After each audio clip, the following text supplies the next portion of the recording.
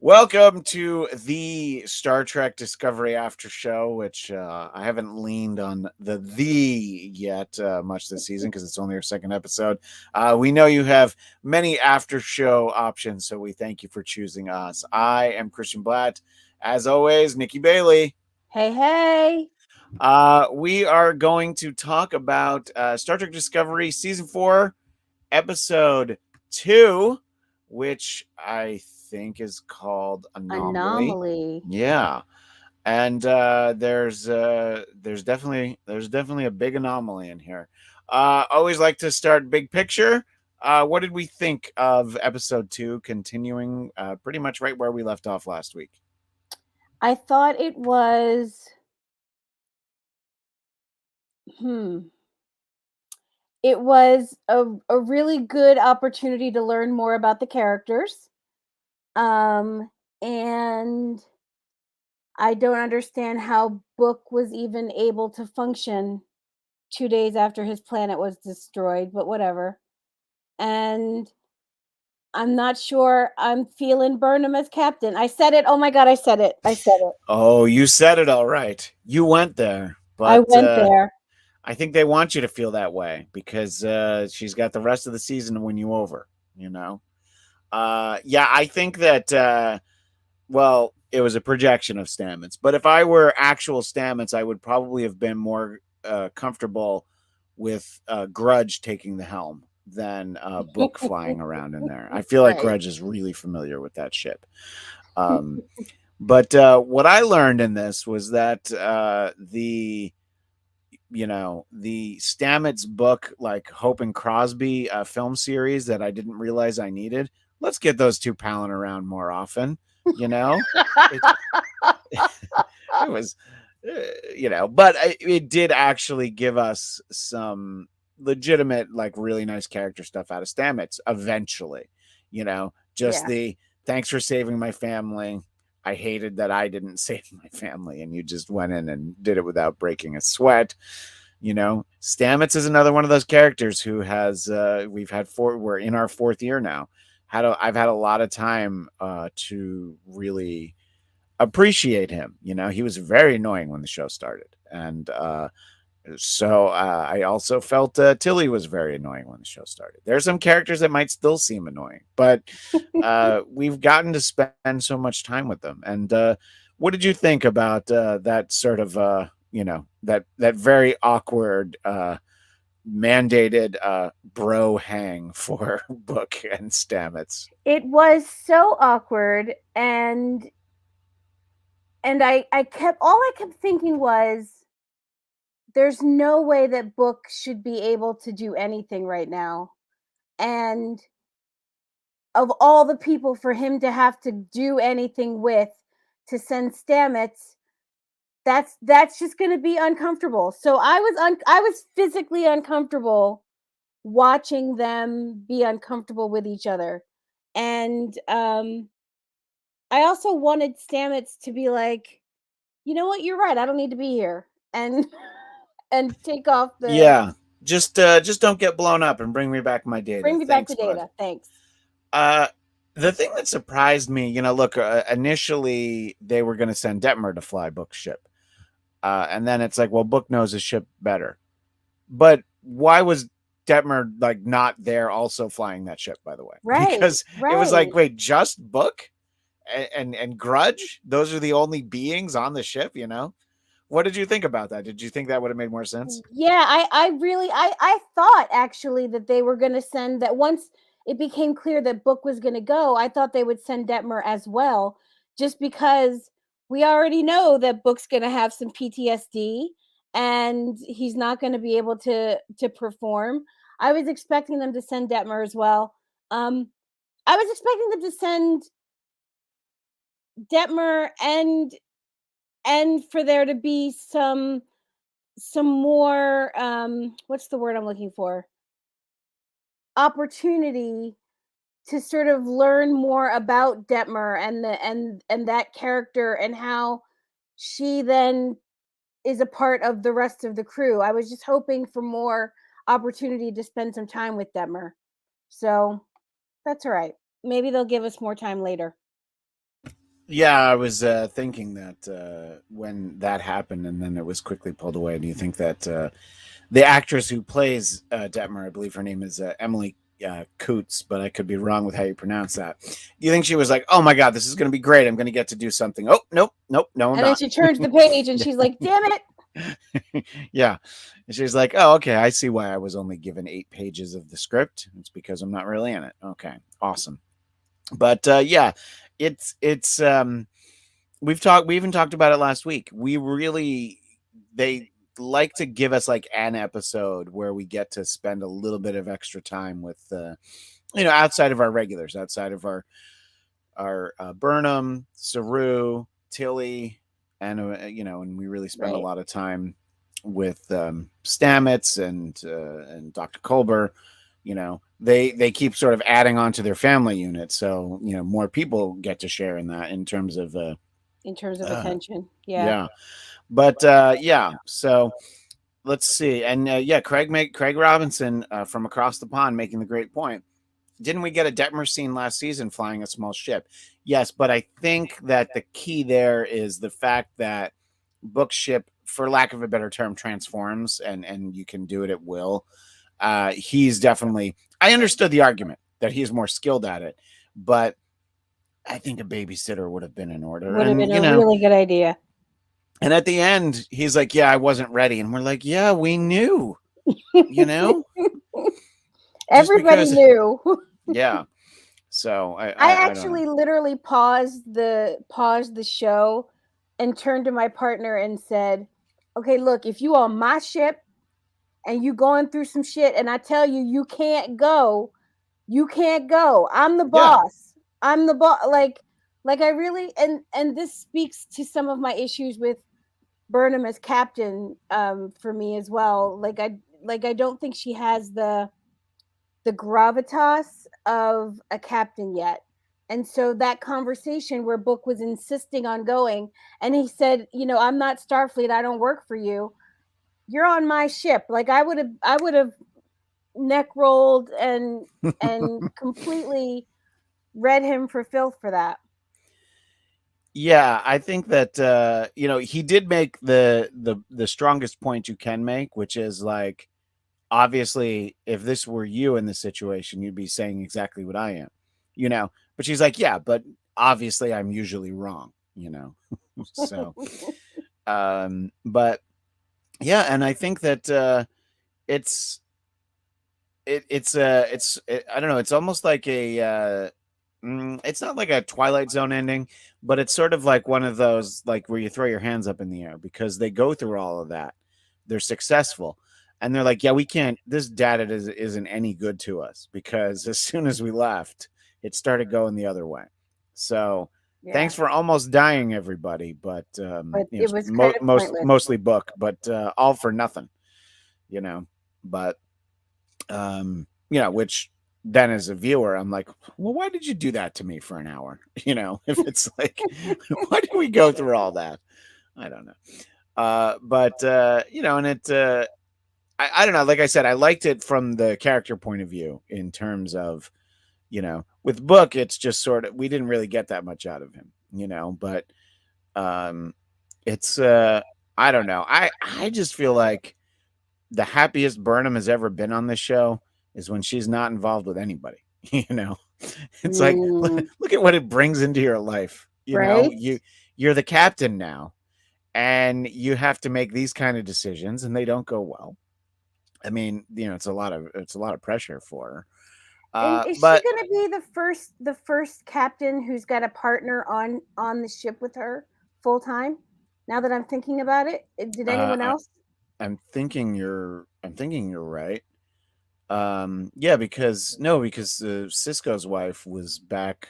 I mean, back on, I assume on Earth, but Right, his son was there for a while, Jake, right. but his wife was definitely not there.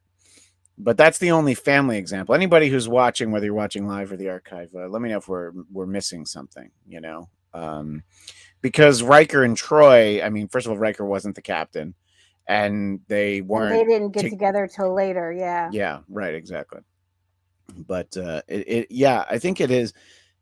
I don't know. It's well, you're saying Dr. I Crusher, but you're making an assumption about her relationship that with that wasn't what you're it was, but what it wasn't.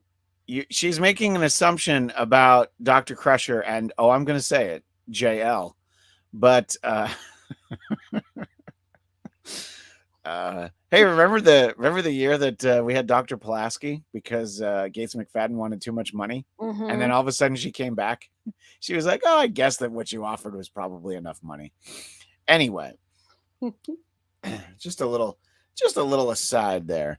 In any case, it's a fun thought though, Craig. That is a storyline that they did not delve into at all in Picard season one.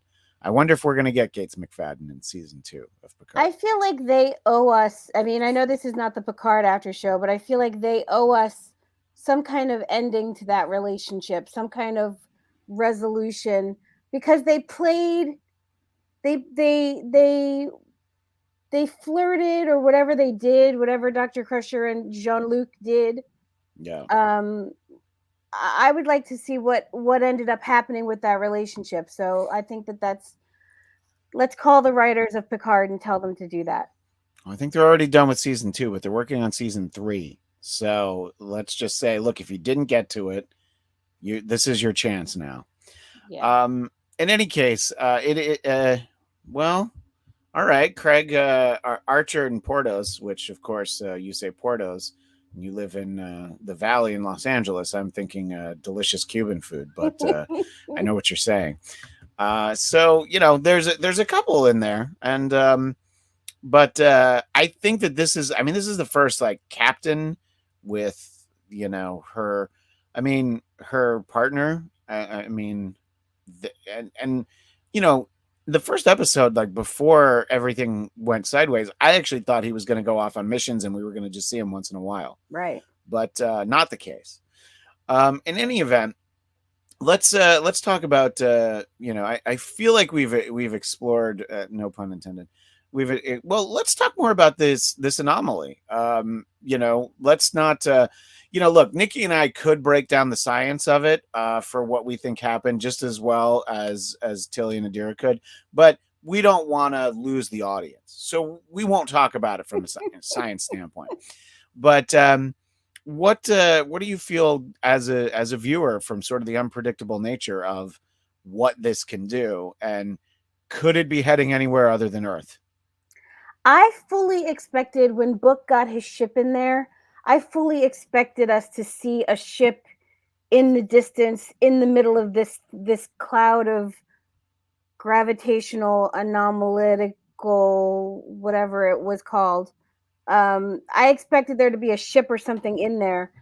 So I don't know. I don't know if it's headed toward Earth or if it seems like it could be a weapon of unknown origin.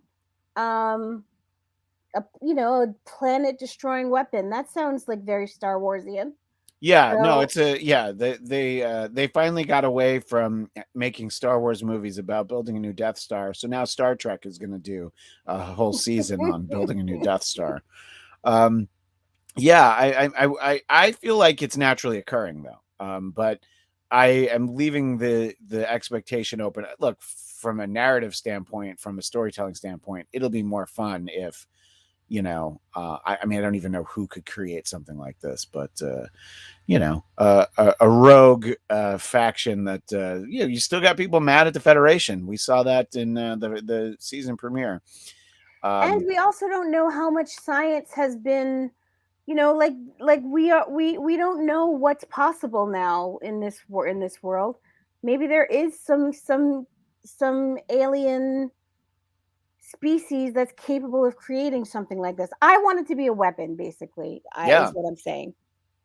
yeah. Well, because if it's a weapon, then I think that you're able to do more with it from a storytelling standpoint. Because if it's naturally occurring, you just have to kind of like outsmart it from a science standpoint and just figure out how to stop it. But if someone else is actively making it do things, well, then you have to stop them. You have to figure out how to find them, Yeah. and Do we feel like this is going to stretch out all season, Nikki? I do. I do Yeah, think this is I going to do be too. the whole. This is going to be our season. Is this anomaly and what it means and how. I do hope that they don't make that an every year thing. That there's some new uh galaxy wide, you know, thing like the burn or whatever we're going to call end up calling this. I hope that's not sort of a recurring thing. But Yeah, I wonder if this show primarily being for streaming, if they feel like they need to do that. I mean that they need to keep you wanting to go from one episode to another. Look, I'm fine to have 3-4 episodes on different threats or whatever, but I don't know. I mean, what think about your favorite Star Trek episodes? I'm gonna bet that they're okay. So maybe like best of both worlds, but for the most part, most of your favorites, and that's just generic for everybody, it's probably going to be a single part. You know, yeah, yeah, um, and even if you're gonna say trouble with tribbles and more tribbles more troubles, and uh the Deep Space Nine one, so but yeah, I think that I don't know, it would be great if we, because I even think last year with the burn there was at least a feeling that they did focus on some other stuff. So good point from Craig. As always, the ribbon in Generations was natural, but they did have a bad guy try to exploit it. Why not use it as a secondary thing somehow? Yeah, so maybe there's somebody yeah. you have like a Dr. Sauron who is even smarter than everybody on Discovery and able to use it to their advantage in some way. I guess we'll see how that plays out, and possibly over the entire season. We'll have to stay tuned. One of the things we were talking about last week, Nikki, was this idea that clearly they were setting us up for Saru to come back. And boy, I didn't think that like 90 seconds in, Saru was going to be back. Yeah, You no, me know, neither. I was they surprised. they did not waste any time. I mean, the way that last episode ended, I really thought like, okay, we're in a crisis. We're in the middle of a big threat. It's like, nah, let's let's take a meeting. Let's have a 31st century Zoom call. Oh yeah, Saru, we had time for you to come back, but glad to see him. And boy, could Captain Burnham really could use that guidance, don't you think? She really can. It's I mentioned it before. I think the thing that Burnham lacks, she doesn't have the gravitas of all of the captains we've had so far have had this captainy way of being, and she doesn't have that. And I think Saru does have it, and I think she needs him to sort of help her learn to sort of mature as a captain. Um, it's my partner and I had a whole half-hour conversation in the middle of the show about whether or not my partner doesn't buy Burnham as captain. She's just like, she's too immature, she's too self-centered. There's no way she should be captain. And we had this whole debate about whether or not she can rise to the occasion. So what do you think? Do you think she's I think there she's or she's getting there? I think she I mean, if you think about where we've watched her evolve from, from her mutiny on the Shinjo in the first episode of the series, yeah, she has certainly come a long way. It's a little hard to believe that even 900 years in the future that anybody would consider her capable of being a captain after that. But I do think she's better suited as the you know jump into action. She's more of a like a during the series, like a Riker. She's very good in that role. She's going to very plainly give you an opposing opinion on kind of everything, and she's going to try and do things her way. But ultimately, I think that the dynamic with Saru as captain, I think, was a better one for not risking the lives of everybody Of on board everyone the on the ship, ship. and throughout the galaxy, really. Right. But I don't know. I do think she's definitely earned the level of being able to have that kind of responsibility. I just don't know that she's best suited for it. You know, Yeah. it's like Jim Kirk being an admiral. Yeah, he could be, but But he why? shouldn't be. Right. Yeah, you Yeah. know, and they figured that out pretty quickly because he ends up being a captain again. You Yeah. know, so I think that I think she's capable. It's just like it's just not what she's best suited for, and I think who knows, maybe that's where we'll go here. And you know, interestingly, Saru being offered the captain's chair on another ship and realizing, you know, I that Burnham really needs him and he's happy to fulfill that role. And that, you know, to reference the Star Trek movies again, I mean, that was the case for a number of the later films where Spock had been made captain Right. and Kirk was a captain again. So you had a couple of captains, but it kind of doesn't matter. I did like the nice nod of calling him Mr. Saru. What did you Right. think about that? Yeah, I like that as well. I actually was saying it as they said it. I was like, "How about Mister?" Yeah. So yeah, Yeah, when Craig's talking about the same thing, you know, that how they fudge the status quo with two captains on one ship, but I do like Saru's nuggets of wisdom.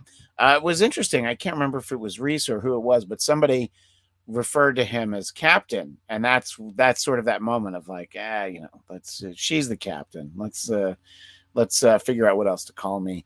And I don't know. I mean, I expect that will come into play, even as even keeled as Saru tends to be. I think there's going to be a moment where he just knows he's convinced she's making the wrong decision. And he's like, if yeah, I were the captain, we would not be doing this. But even though I'm a captain, I'm not this ship's captain. So I don't know. I mean, I think that maybe this season is about Burnham alienating all of her friends and including Book. well, So I could see there being a couple of times. I could see. I think this would be appropriate if there were a few times where Burnham wanted to go in and try to save the day, and Saru was like, "Let me pull you back." I think that I think it would be really great for us to see that come to a head, because what we do know is that the lesson that Burnham needs to learn is that she can't save everybody, right? Like we already know that this is one of the things that she has to figure out how to live with. So I see there being some conflict in the future. And what made me really think that there's going to be some conflict there is that they were so loving when they first reconnected, that I was like, wait a minute, this is too much, this is too mushy. yeah, They're gonna have to have some tension later. yeah, no. It's like that moment in a movie where it's like, oh my god, everything is so great right now. I literally have everything that I've ever wanted. What could possibly go wrong and ruin this? And you know, the universe always says, "Hold my beer. I'll find a way." So yeah, I think that it's yeah. So and sorry, Craig actually has another thought. Do you not think Burnham being a lower rank was too much trouble for the admiral with all of her rule breaking? Captain's chair is keeping her too busy for mutiny.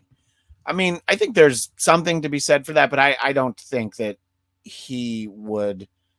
I don't think she would be promoted to captain unless they felt like, you know, she was capable of doing a good job. Clearly, the president does not think that she's someone who should be a captain. So, you know, and she told her in no uncertain terms last week.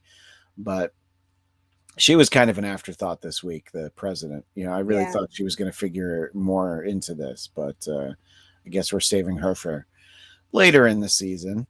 Um, so, in terms of getting Saru back, I think that everybody seems fairly happy about that, and you know, we really got to see some after effects for both Tilly and Adira from last week. But let's talk about Tilly first. You know, I think having Saru back was sort of a very comforting sort of, you know, it's sort of a reset to normalcy for her. But then also confiding in Dr. Culber that she'd like to confide some more.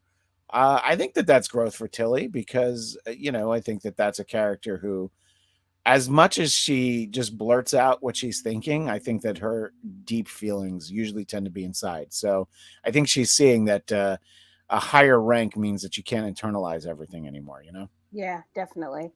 And I felt, I actually first thought when I saw Tilly and Saru walking down the hall together, I thought they were going to talk about, because it seemed like Tilly had become first officer at least temporarily. So Yeah. I kind of thought they were going to talk about, how do you feel about me coming back and taking over as first officer? But I really liked that the way that they did what that was just sort of Tilly's relief at the fact that he was back. Um, and just that she was glad to see him. And then the whole thing with her um, needing to talk to someone professionally. I'm now wondering, is it just it didn't seem like it was just about what happened last week. It seems like Yeah. there's something bigger there, and I'm looking forward to finding out what that is.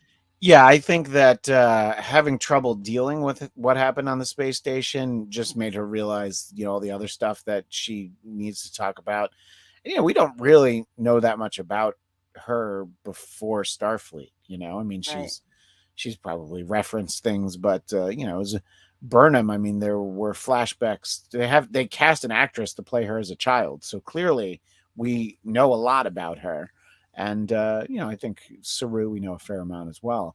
So I think that there's really a lot that we don't know about her, and I think it's I don't know, it's very comforting to know that these, even on a escapist sci-fi, that the people there, it's like, yeah, we got problems too.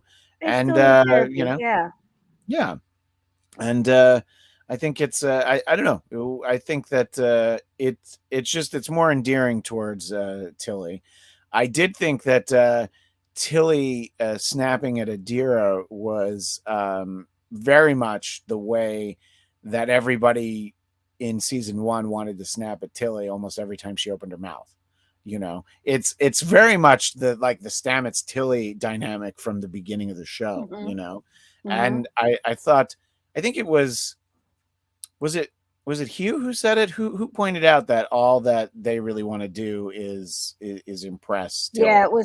it was Dr. Colbert who said Yeah. it. Yeah. Yeah, and that's sort of what it is, because obviously they are very similar character types. They are, in terms of, they're they're not the best socially adjusted, let's say, but they're both very likable in their quirkiness, and also, just incredibly smart. And so it would totally make sense that Adira would look up to Tilly. And I don't know, I think it's I like watching that interaction, because I think Tilly really learned from it. But then you also saw later, towards the end of the episode, when she actually thanked Adira, And there was gave her a that, high like, five. that, Yeah. yeah, yeah, there was like that, like, yes, I actually did it. And I don't know, I think that we're getting to see Adira interact with a number of different, members of the crew, but we're also seeing, obviously, we're seeing them interact with Gray. And I thought that it was something I hadn't thought about, in all honesty, that what happened on the space station would have reminded them. And I do that far too often, and I apologize every time I do it. But it reminded them about what happened with Gray, which was, when we got that flashback, I think that, yeah, that had to have been last season. It was like, I don't know. Do you want to talk about, you had, like, a few moments of joy, and then boom, it all got taken away. Yeah. Yeah. Talk a little bit about the storyline with Gray that we got this week, Nikki. I was really kind of wondering how they were going to have Gray become embodied, and they did it in a cute little clever way. They figured out how to take the way that Picard ended at the end of the first season of Picard, and help that, and have that be the reason or the way that Gray is getting a body. And so that's actually really exciting. Um, and also, it makes me wonder if there's going to be complications and problems, because one of the things that they were told was that the success rate was so low that people stopped trying. Yeah, that's definitely what I took to believe. And then also, then that makes me think like, all right, so obviously in Picard season 2, maybe it's not going to all be smooth sailing. That he's got Mhm. this new body, but yeah, I fully expect that there will definitely be complications. And it was sort of interesting, just the like, oh, we'll just get rid of that mole on the hand, like, sure, why not? That's easy enough. With a little Yeah, yeah. wax If on, wax boy, if off. yeah, if only we could all wax on, wax off the what you wake up and just imagine if in high school you could be like, oh, where'd that pimple come from? Hang on, all right, ready for school, let's go. But I think that yeah, it's and it's interesting. We still have Adira still has to kind of basically relay information from Gray, but what's that going to be like when Gray has a body? And I wonder how. I don't know. I think that and tell me if you agree. I think that for Adira, there's this feeling that it's like this is not from an ownership standpoint, but it's like this is something that I don't have to share. Mhm. I will tell you, as in the rest of the crew, what Grace says, but really, it's this is my relationship, and I feel like from an emotional standpoint, there's going to be that, but then also from just the physical idea that well now everybody will be able to see Gray, and I would assume that that'll be the nature of some complications for their relationship. Yeah, it sounds like I think Gray having her own body would make Adira lonely again, like to lose this sort of being that's been living with you in your mind, or living with you in your however it works for trills. Um, um, are they trills? Is that what they are? Yeah, it's the same as Trills, it's yeah. the same as Dax, right? Yeah, Yeah. and the other thing that I thought was if Gray still wants to go back to their home world to um to do the work that they originally wanted to do, that's going to be separating them. They're going to end up being in two different places, which I didn't like the idea of for Adira. No, because they're used to this idea that we did have Gray went silent for a little bit last season, but that was by design. The idea that Gray's always with you, that Right. you don't have to look for Gray, so yeah, I think that again we're seeing all these seeds for potential problems, and Captain Burnham will have to navigate all of it. Interesting, Craig. I'm going to put this comment up. I get a bit bored of the dearest stuff, even when looking into Picard. I assume you're saying good for representation, just doesn't identify with me. I think that they're a unique character because this is I mean, this is the first, distinctively non-binary character on Star Trek, and honestly, you don't get a lot of non-binary characters in sci-fi and just in general. So I think navigating it slowly and carefully, but also this is a character who was new last season. We still have all these characters that we don't get to spend enough time for. We were just talking about how this could have been a fun Freewheel and Detmer episode. So I think that they devote kind of the right amount of screen time. I mean, I would say that, you know, from a knowledge standpoint, Adira obviously is invaluable to the crew because they have this modern day technology knowledge, this familiarity with it that none of them have. And also they are incredibly intelligent in the way that, the way that Tilly and Stamets are. So I think that they've really proven themselves a useful part of the crew. But I also see what you're saying is I think that it is great to have this character on there. I would just love a balance of characters that have been with us for 4 years that we don't get nearly as much time for as Yeah. we could. And then, as interesting as this new character is, it is definitely coming at a bit of a disservice to some of the others. What do you think, Nikki? I agree with you. And I think there's something about streaming with the idea that like there has to be an arc for the entire season Yeah. doesn't give us the opportunity to spend as much one-on-one time with some of the individual characters or let them have their own storylines. And I kind of missed that in the streaming sort of story design. I think it would be nice to have some one-off episodes where we got to learn, you know, we got to learn more about the characters, all the characters that the more ancillary characters, but also to learn more about the world and the universe that they're in now. Like, I mean, one of the things I really liked about the first episode was that they were doing this sort of very standard what's the word? Standard ambassador trip. Right. Yeah. What's the word that I'm like whatever. Well, They it's not like first contact, but it's they're sort of revisit. They're like right. they're touching base with like, hey, how you been? You know. And I feel like if we had more episodes where we got to see them do more local things, it would give us the opportunity to be more local with the characters as well and learn more about some of the characters we don't really get to see and get to talk to very often. Yeah, no, no, I definitely agree with that. We'll dive into a couple of the Easter eggs that I found a link to from our friends over there at Den of Geek, the website. But one more Craig comment. Uh, Craig would find if something, and we're talking again about Tilly and Dr. Colber, if something comes out of that conversation other than therapy, sort of this, you know, like we said, we don't know that much about her, so we don't really know. Like we know about Burnham, hiding in the closet while her parents were killed. She thought her mom was killed.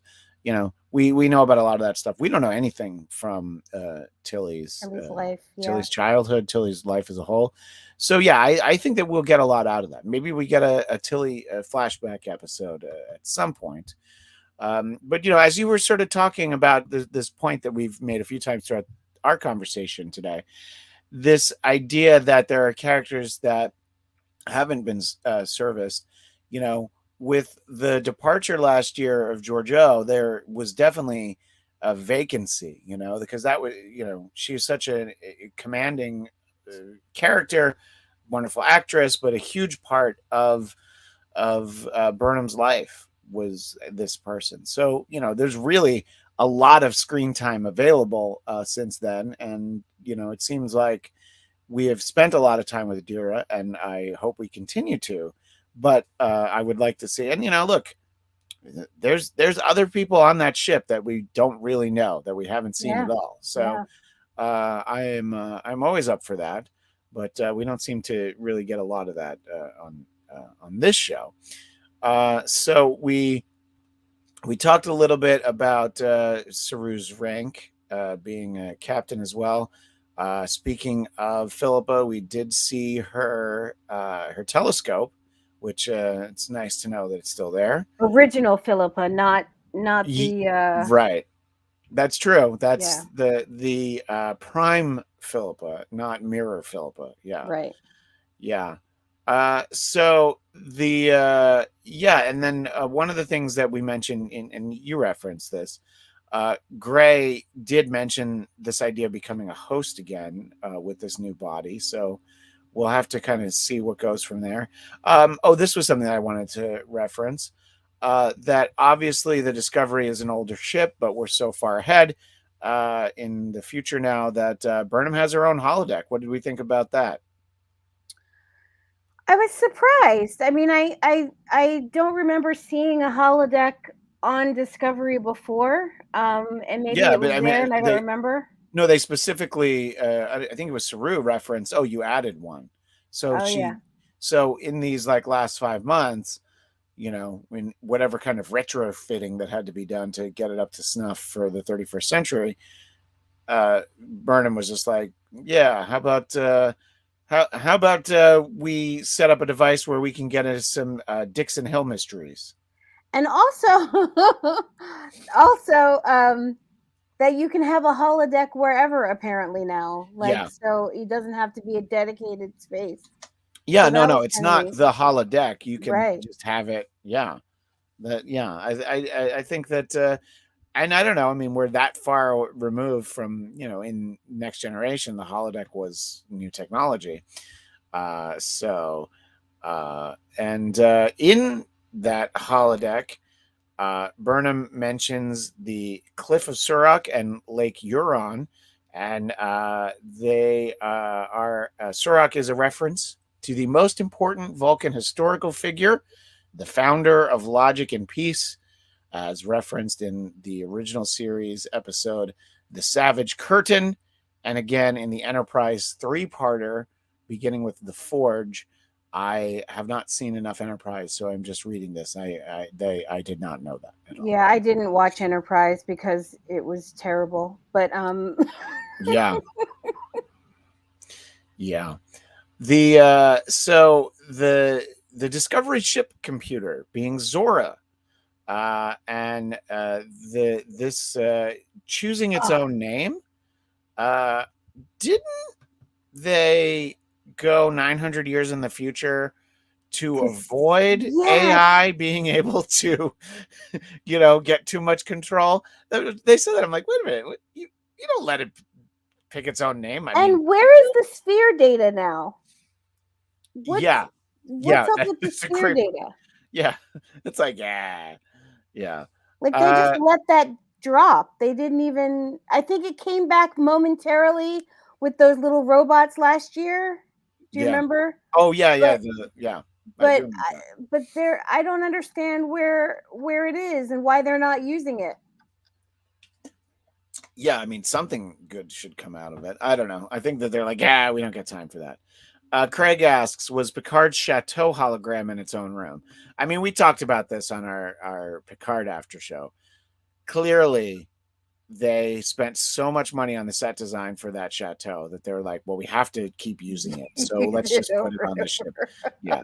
That's really the only reason that that's there. But yeah, it was like his ready room was like, I've conveniently made it look like the office there at the chateau, which was funny. That Stamets. Oh yeah, so this was funny. Stamets jokes about Burnham throwing him out an airlock, which of Right. course references the fact that Burnham did Threw use them the at it. Vulcan nerve pinch on Stamets and kicked him out the airlock in episode 12 of last year. Yeah. And there was definitely a too soon moment. Uh, the artificial gravity getting knocked out. The most prominent example of that was in Star Trek Six, The Undiscovered Country. Mhm. And we also referenced the fact that Culber is basically the ship's counselor. I think that it would make sense that a medical official would also fulfill that role.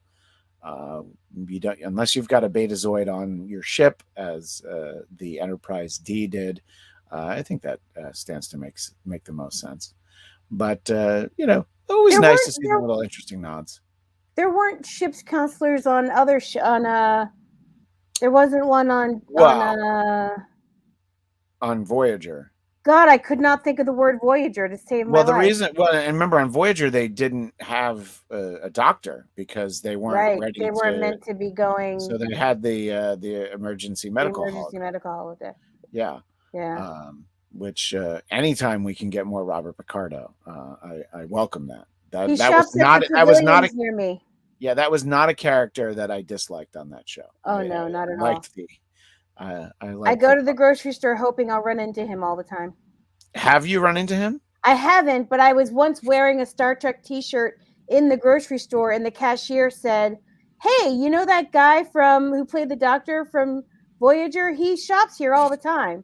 And I'm like, "Well, let me just linger around Yeah. until he shows up." Well, there definitely wasn't a counselor on the original series. I think that the counselor on the original series was a bottle of whiskey in Bones's office. Right. It was like it's like, oh, you've got feelings. This will take care of it. Don't worry. Damn it, Jim. I'm a doctor, not a therapist. Exactly. Uh, So yeah, but I think that Troy was really the only like counselor we had, and you know, uh, and eventually they let her wear a uniform. So there was that. Yeah, right?